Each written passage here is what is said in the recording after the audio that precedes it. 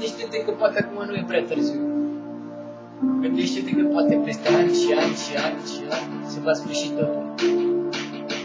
Vom pune capăt la tot ce am construit noi. Gândește-te bine la ceea ce vrei să faci cu viața ta. Gândește-te bine, acum împreună un copil. Și fiecare ne-am ales un lucru diferit. Dar căile întotdeauna sunt următoare. Gândește-te bine și ascultă ce vreau să spun aici în rimă. Două cuvinte vreau să zic. Aduți aminte când eram împreună, cât de bine ne distram. Eram împreună, peste tot ieșeam. Făceam lucruri nebunești, toți o grămadă de gânduri, împreună le construiam. Aveam un vis împreună să realizăm. Dar din păcate pentru noi, totul s-a sfârșit. De când ai plecat, eu m-am agrit. De fiecare dată stau și mă ascund. Dar nu știu unde să mă duc sau ce mă doar. Nu știu ceea ce să fac, aduți aminte. Nu știu ceea ce să fac alături de tine. Lucrurile goale pe care le spun acum, stau și mă gândesc doar la tine, minut cu minut. Timpul trece atât de repede, stau și mă gândesc și privesc. Privesc la fotografia ta, eram pe care o mai am. Îmi aduce zâmbetul pe buze, atunci când eram împreună, când petreceam lucrurile la nesfârșit.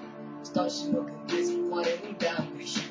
Stau și mă gândesc și mă rog realizez că greșeala mea a fost acolo undeva. Stau și te privesc și mă rog realizez că diferența dintre noi e cea mai mare la un succes. Stau și mă gândesc un loc va fi ceva împreună despărțit. Avem un copil despărțit amândoi.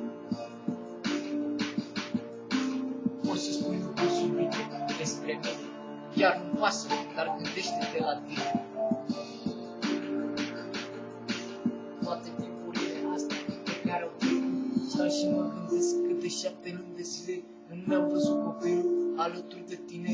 Stau și mă gândesc că timpul trece așa, timpul trece repede și nu pot să ajung, nu pot să ajung la viața ta, la inima ta. Poate că oamenii acolo unde vor rămâne. Gândește-te bine și gândește-te ce alegi de acum încolo. Viața, banii sau tot ce e mai rău.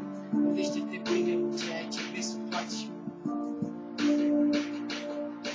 Vreau să spun în piesa asta că chiar îmi pare rău pentru tot ce am făcut și pentru tot ce am greșit. Dar gândește-te bine, iubita mea. Gândește-te bine, noi doi formăm o familie.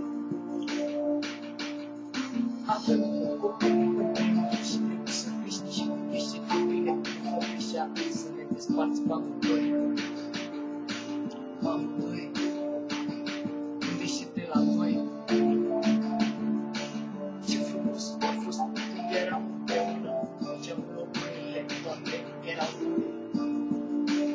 Acum că tu ai plecat, sufletul meu e tot și